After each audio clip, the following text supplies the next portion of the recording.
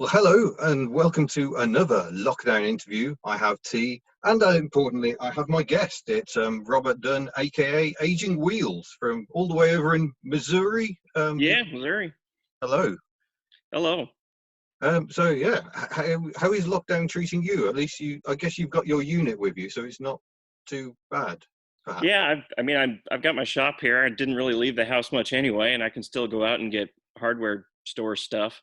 It's Mm, an essential item. So just limit the amount of times I go out, and that's about it. That's changed for me.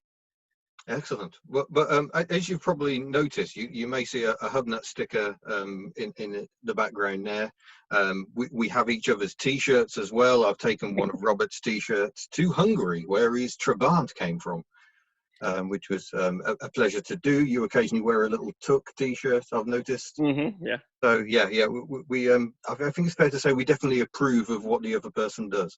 Yeah, definitely have the same interest in cars. For Yes, sure. yes. Dreadful cars. I mean, only I think you do slightly better videos because you have your clever editing where there's two of you in the shot and all sorts. And Yeah, everyone has a different style. well, yeah, it just adds something a bit different. It means we're not all being the same, so that's Yeah. good. Now, you have a great many different vehicles that you talk about very often on your hmm channel. I'm going to leap straight in with the one that has probably become my favorite because it is by far probably the most dreadful car we see on YouTube. It's hmm Wego, Oh yeah. or the hmm can't go, as it seems to be at the moment. Yeah, it's sitting over here. I'll just turn the camera. It's just sitting right there, Yeah, dead. oh, optimistically plugged in, I see. Yeah, I really have no reason to have it plugged in because the 12-volt battery in it's dead, so the chargers aren't getting any power, so it's just not charging. Oh, so just give us a quick rundown of what the Wego actually is, because it's So the fascinating. Wego, I got a smart car over here. Oh, It's buried under trash. The Wego, the body of the Wego is a Chinese knockoff of a Smart 4 2, the first generation one. It was called the hmm. Shuanghua Noble in China, and there was a company in America in Atlanta, Georgia, that decided that was a good car to base their new electric car on. So they bought these body shells from Shuanghua, and I say converted. They made them into electric cars, and that's what the Wego is. I think they made 400 total, but over three-quarters of that was the low speed version that had a top speed of 25 miles an hour for certain street speed limits. And the one Ah. I have is highway capable. They only made like 99 of them, or 100 is a very Wow. small amount of them. But the same token, that seems a fair number for what, I mean, having seen underneath it, it's a bit of a sort of a backyard effort, really. Yeah, How crude it it is. is quite a lot for, for what it looks like. Yeah, the factory that they made them in was actually a real factory, and they Mm, made them in California. It wasn't in Georgia, which is surprising looking wow. underneath it because it looks like it was just a handful of people putting them together. Mm. And what's the fastest you've been in there? 70 Wow, that's not downhill. bad, really. No, it has a speed governor on it that occasionally loses grip on the actual speed it's going when you're going downhill, so it'll Mm. get up above 65 miles an hour. So what year was it actually constructed? See what? What year was it actually constructed? I believe, well, this one is a 2013 model year, which is the last year that they made them, but I think it was made in 2013. If not that, then late 2012. Mm. Gosh, that seems so recent. But It does. yeah, already that's 8 or 9 years ago. Yeah. But yeah, Robert's done a fascinating series of videos on it, trying to fix bits that have snapped off, and Yeah. you've previously had issues with it dying, but managed to get it back from that. Yeah. Previously, the whole thing just went nuts, but it turned out the problem was just the 12-volt battery in it. But now I left it outside when the concrete in my shop was being poured. I Hmm. left it outside. I drove it through the yard. I got it stuck, and it was out there when it was freezing weather outside. And I guess that's what killed the 12-volt battery again. And Mm. then all of the main battery pack cells seem to be either weak or completely dead. I've got some Oh. warning lights going off in the BMS modules in the back. So I think it's beyond recovery at this point. Oh, that's sad news indeed. Yeah. I Or have a maybe you can re-engineer it somehow. I don't know what I don't know what I could even do with it. I don't even know if I No. can get the parts out because some of them are custom Wego parts, oddly enough. Mm. Oh well, maybe it'll just become a beautiful museum piece, if beautiful is the right word. Yeah. Yeah. I tried to sell it to the Lane Motor Museum, and by sell it, I mean actually get money for it, and they seem to have no interest, which is weird. Ooh, that's a good segue though, because something else that links us is that Volkswagen XL1. I was surprised to find out that you drove it too. I knew that Yeah, that I car drove came it from in Texas. Wales, and you drove it. Is it Nashville where they are? Yeah, Nashville. Yeah, yeah. So that was amusing to see that we've driven the same XL1. But Yeah, there are that is so such a few out of fascinating them car. out there, but you can actually drive. So I guess that narrows it down a bit, but still remarkable. Yeah, remarkable car too. Yeah, yeah. I want to like it more than I probably did, I think, is my overall conclusion. Yeah, pretty much. It's Yeah, still, very I think its dramatic. looks are the best part of it. Oh yeah, yeah. Well, I mean, when we're filming, it was a pain because people just want to come and look at it because it just looks so incredible. Yeah, So, looking slightly less incredible to some, the Trabant has been a fascinating one to watch as well. yeah. I think I've had that car for 4 years now, maybe even 5 years. Mm. It- And I think some of the most fun I've had watching your channel is the engine rebuild series. yeah, I had a lot of fun doing that too. I need to get. There's another Trabant for sale in Kentucky right now that I'm thinking about Ooh. getting. I've got a Patreon goal of doing a Vauban conversion, which is taking the engine from a Wartburg Oh yeah, yeah. in a Trabant. Considering getting that one to do that with. That would be a lot of fun. I mean, Hmm. it's yeah, not an easy one because of course the Trabant's air cooled, the Wartburg is water cooled, extra cylinder. Yeah, I mean, you say it's not easy, but there's so many people that done it in the past that there's a lot of conversion parts, like the whole subframe and everything. I can just buy, Oh wow, which is amazing. yeah. I really need to get my hands on a Trabant. I've only driven one, a Tramp, very briefly, Oh, really? and I've not done a video on one yet. But they're just remarkable machines. Yeah. I mean, terrible, but the Wego's worse. So Mm, yeah, yeah, yeah. I haven't seen you take the Wego on an auto test, but you have taken the Trabant. yeah, yeah, that was a lot of fun. Yeah, bouncy. It looked quite bouncy. Yeah. Yeah, it's kind of a you don't really know what's going on sort of experience. In most cars, you'd be thinking about lines or apexes or whatever. The Tremont, you're just thinking about getting to the other side. Yeah, yeah, yeah. Having done a similar sort of an auto test, although thankfully on tarmac rather than a field in my Invacar, I kind of know where you're coming from there. Yeah, Yeah, I can't imagine doing it on asphalt. It might be a tippy hazard. it could be. Yeah, it's all good video. Yeah, And but moving from other extremes, we've got the tiny little cars, which is something that definitely unites us. But you've got a bus, I do have a bus. Yeah, and it's huge. it's yeah, it's by far the biggest thing I own. It's 40 feet long. I Wow. don't know what that is in meters, but it's a big thing. Mm. And you're sort of slowly turning that into a car transporter, which I think is probably every petrol head's dream. Yeah, I mean, I wanted to do it. Now I have the space, so why not? The bus was only $3,500, so I'm Wow. converting the front half of it, or front third, whatever, to living quarters and RV, and then the back part is going to be a car hauler, big enough for two small cars. Wow. Yeah, that is definitely the dream. I could definitely do with something like that, I think. Yeah, Although whether it fit on UK roads, maybe not. yeah. Get an ambulance, or do what Yeah, the Bad Obsession guys are doing. Get a small box truck. yeah, that's small to you Americans. That's quite big to most of us over here. Size perspective. I can't speak. Size perspective. Yes, yes. But yeah, I mean, it's just interesting to watch this stuff. And I've noticed you've kind of, in sort of the past week or so at the time of recording, you've gone a bit more vloggy with it all, sort of Yeah, I daily mean, updates. why not?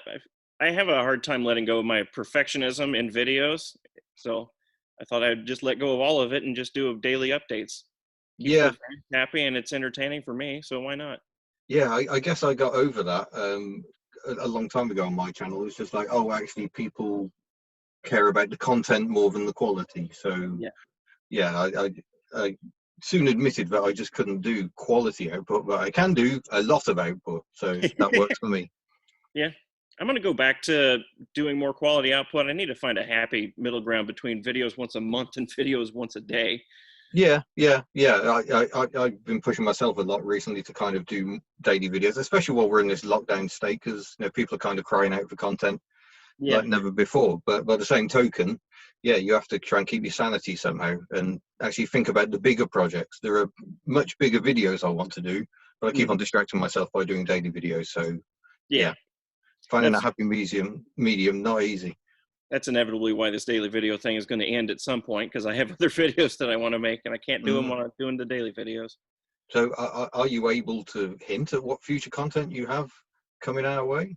Yeah, there's a from another YouTuber who is not an automotive YouTuber. I've got a little green car sitting over there that's from Japan called the Figaro.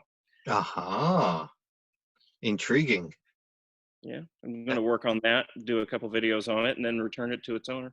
That's all the more amusing because I spoke to Johnny Smith, car pervert, over Hmm. here um, uh, a couple of interviews ago. He also has a Figaro. Oh, really? Yeah, he's had it a long time as well. Oh, I didn't know that. Huh. His is that sort of misty green. Yep, yep. That's Yeah, what color. I think that was the most popular color on them. It certainly seems to be the one that survived the most. The owner of this car told me that the Figaros came in four different colors, one for each season. And this Hmm. one's spring colored. But that was the color of the original concept car as well, and I think Oh, it's was it? the Oh, only case where the concept car has looked absolutely identical to the production car. wow. So I when you see the concepts, you think, well, it just looks like the ones they built for the road. It was just crazy times. Huh, I'll have to look that up. Yeah, I can't believe Nissan went quite so bonkers at that time. It was just like, yeah, just whatever goes. Let's make a van that looks like a snail. Let's make the Figaro, the POW, the B1. Yeah, Marvelous times. wasn't just Nissan. Mazda went a little nuts at that time too. Yeah, but at least Mazda are kind of prone to going a bit nuts. They kind of started with a nuts car and just carried on. Yeah. So, I mean, Lane Motor Museum, just returning to that, I mean, that is somewhere I would love to visit. Oh yeah. Which cars did you drive again, other than the XL1? I drove the Tata Nano, Oh, yeah.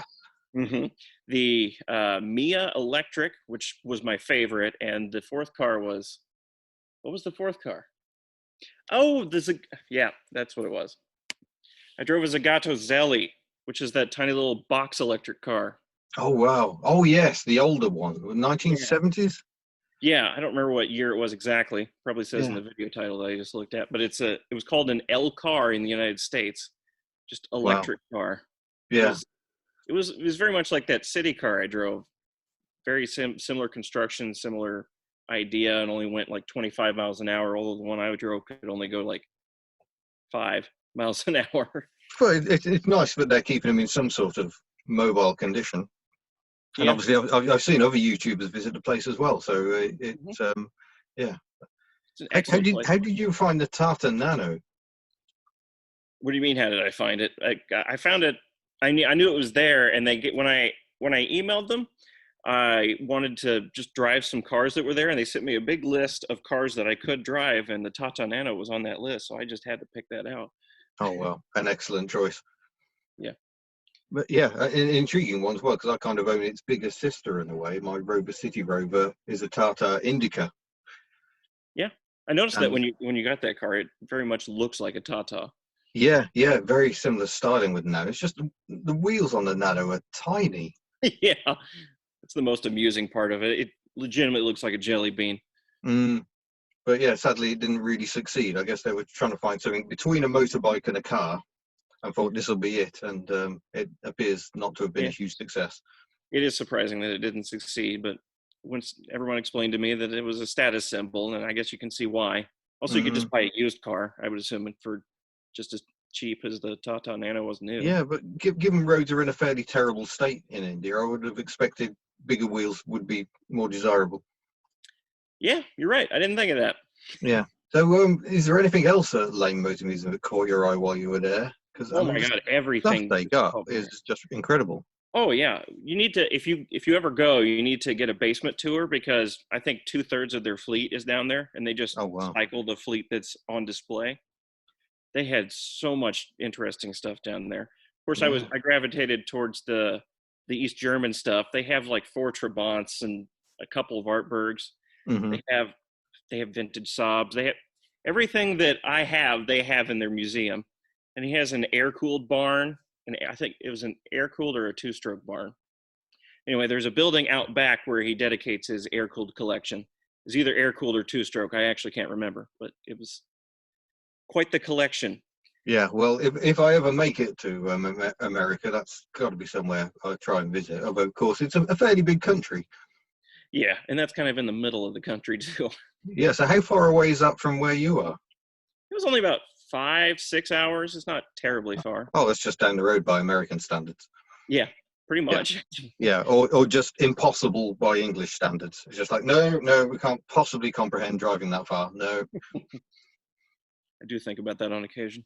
Mm. Are you got any touring plans as you've got this sort of motorhome stroke transporter in sort of build? The main reason I tackled this project is because I like the project itself of building it up and dreaming and making something that's in my head come to reality. I don't have any real plans as far as touring goes. I mean, I plan to go buy some new cars with it and use it to transport them, but other than that, no, not really. That certainly helps. Yeah. Yeah. Well, yeah, I suppose different people restore vehicles for different, or build vehicles for different reasons. I never finish mine because I just want to get out and drive them, and that tends to be my biggest downfall. Yeah. Which is why my Reliant Fox is still fairly hopeless. It needs a fair amount of work, but I just sort of did enough to get it an MOT and took it on one journey, and I've still got to debug it from that trip, and yeah, there's a lot to do. If I start getting that itch for any car that I'm working on, I'll go out and drive a different one. Yes. And what other cars, what haven't we discussed that you've still got? The Saab's gone, hasn't it? Yeah, I sold that a year ago. Yeah. But that was a good series as well, the V4 engine and rebuilding it and it not being entirely thankful. It wasn't the best project as far as projects go. It was more of getting my feet wet in not only engine projects, but also covering them on video. So as far as that goes, it went really well. Were you balancing on the edge of your pit and all that sort of stuff? Yeah. Oh my God. That was the build where I decided that my shop was too hot to be working in. Did a bunch of transformations in my shop after that one. Yeah, because you kind of got both the extremes in Missouri, don't you? You get really hot and also really cold in the winter. Yeah, not so much the cold in the winter. I mean, it does get cold, but usually it hovers around freezing temperature. But in the summer, it's super hot and it's super humid on top of it. Yeah, I can sympathize a little more having been to Australia. And it's just like, oh, this is hot. Okay, yeah, that's some way over 100 is definitely on the warm side. Yep. It's not pleasant. No, it makes me wonder how on earth they do it up a skid factory up in Brisbane. And I think they have finally relented and got some air conditioning going on. But I mean, really, being in a tin shed when it's baking hot and humid, I always wonder that when I'm watching their videos is how are you standing it in there? Yeah, quite remarkable. One thing I find quite interesting about this vlog side of things is we kind of see a more natural you in a way because you are just hitting record and talking. Yeah. Is that something you're getting more comfortable with? I am getting more comfortable with it. On day 3, I think it was, I started doing multiple takes of me speaking. I thought that's not the point of this daily video series. I'm going to go back to just doing one take. I'm just going to hit record and say whatever it is. And if you go blah, blah, blah, and stop and, well, just include it and say, well, I went blah, blah, blah, we'll carry on. Yeah, exactly. Unless I make a huge mistake, I don't do a second take of anything. Because I think people might not appreciate with the proper stuff, if we want to call it that. Yeah, I mean, you do actually script it, and which you have to do if you're going to record 2 of yourself. You've kind of got to bounce off yourself. Yeah. It's an interesting way of getting around the fact that you haven't got a co-presenter, because I know I sometimes struggle. It'd be nice to have the chemistry of someone to bounce stuff off, but you managed to bounce it off yourself.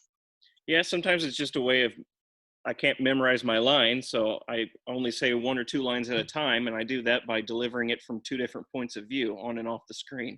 It works really well. It just creates something a bit different.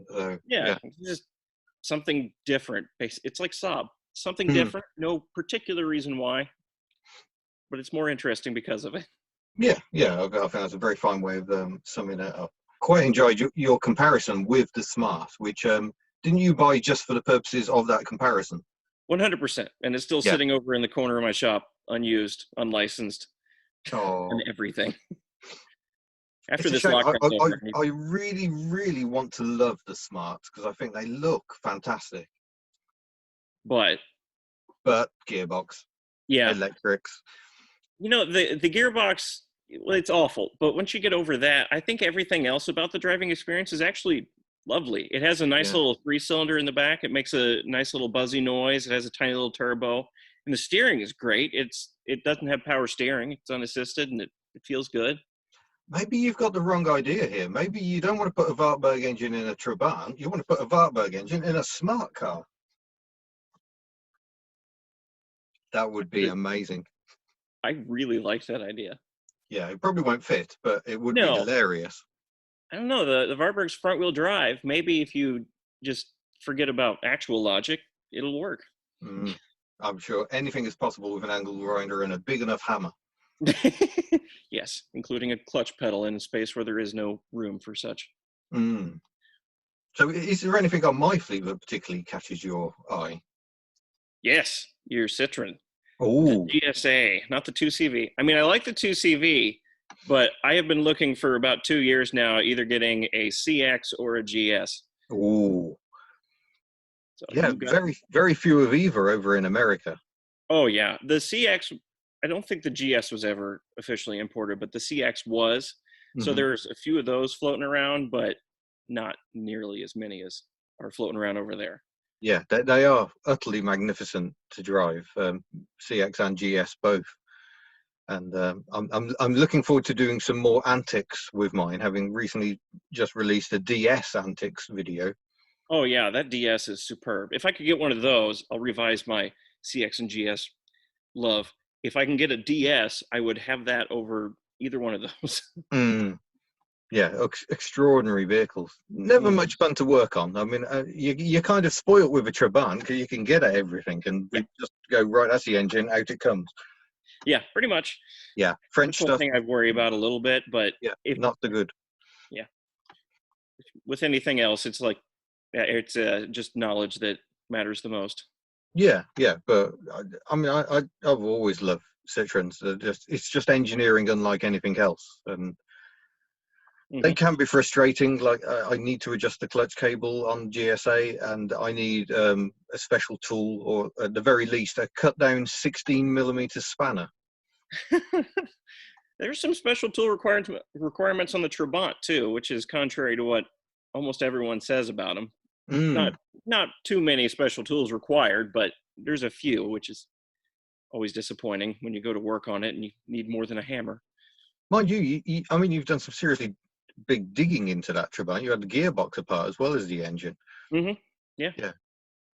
the gearbox didn't require anything special. I mean, aside from the parts that go in it, like the freewheel bit, but some other bits on the car require special tools. Mm. Yeah, I don't think it's really set you up well for Citroen ownership, but I guarantee one thing, it'll definitely create very good content. Oh yeah, for sure. Mm. Or create for no content at all because I'm just constantly waiting for parts from France. Yeah, that could be a downside. Yeah, I mean, I was amazed in New Zealand and Australia. There's a fairly big following for Citroens, but Really? obviously they've had to find their own engineering solutions for stuff because I mean they're also quite a long way from France. So yeah, they have a proper make do and mend approach, which I just loved, especially in New Zealand. Yeah, they do that in Cuba too, but for very different reasons. Very true. Another place I would love to visit. Yeah, Yeah, yeah. I'd like to it's go just all over the world. Shoot. yeah, it's just that interesting clash of 1950s Americana and Russian cars. Hmm. So let's take a beautiful old Chevrolet and cram a Lada engine in it. I like the Mighty Car Mod special where they went to Cuba, examining Mm. all those cars. That was great. Great Yeah, looking. well, it's good to travel. I've just spent an afternoon, as I can't go anywhere at the moment. I've just been watching a view from a tram driving around Amsterdam. That's the closest I can get at the moment, is to watch someone else driving around, but surprisingly addictive. Went from traveling the world to not being able to leave your room or wherever you are. Yeah, yeah, yeah. It's been one heck of a culture shock. Just Yeah. stopping dead, and that's it. Can't go anywhere. My weekly run to the shops is now something to look forward to. Oh man, I still go out of the house every other day or so. I'm usually not going anywhere special, just to get parts at Home Depot or whatever. But Yeah, do manage well, to leave the house. we've got a local shop in walking distance, but anything else, it's travel or just mail order. But having difficulties with mail order at the moment as well, because I've actually ordered some parts for my GSA from Germany, and they've made it all the way to Wales, and now the last little bit seems to be the problem. Oh man, So it's just, yeah, hugely frustrating. I ordered a new tripod like a week ago, and it's going to take a month to get here. My Mm. tripod's in a very sad state right now. It's the only one I have. Oh dear. Is it beautifully bodged? No, it's just broken.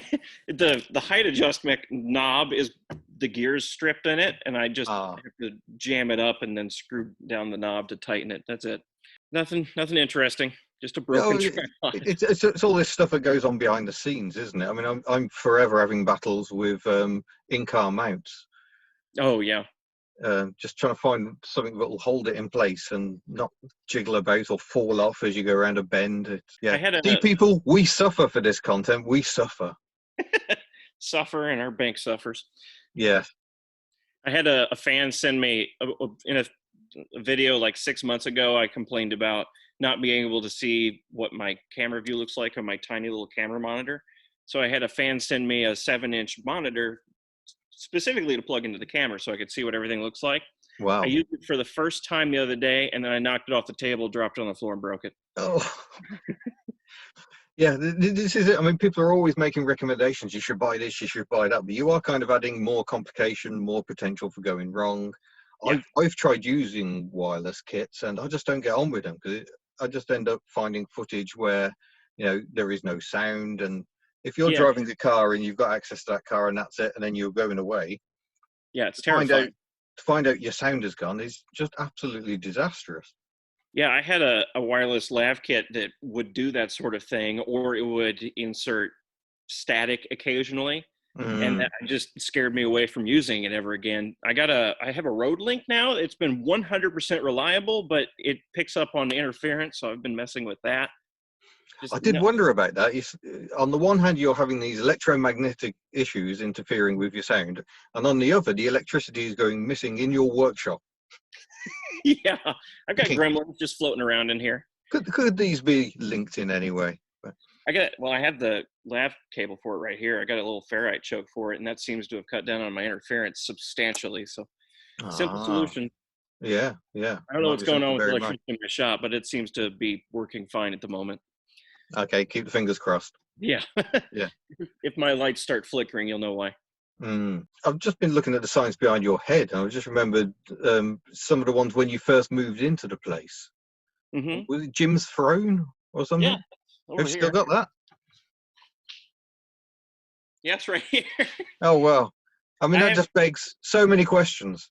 yeah, I haven't put it back up yet because it made so many people think my name is Jim. Ah.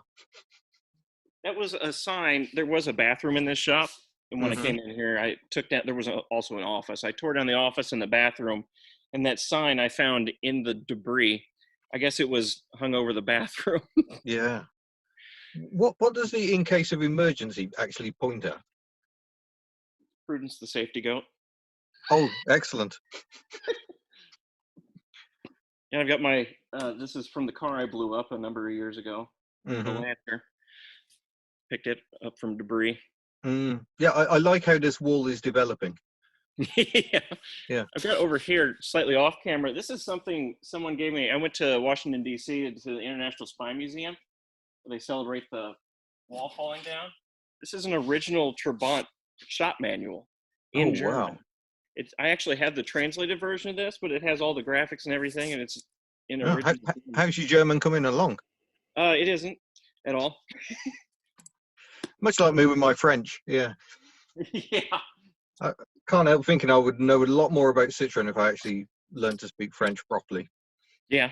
Thank God the workshop manuals and nothing else is in Hungarian because Google Translate does not handle that very well. No, no, I can imagine. It's good for menus and things like that, but yeah, Yeah. describing bits of car, perhaps not quite so much. Yeah, German isn't particularly easy because there's a lot of compound words to Mm. translate, but it's doable. Mm.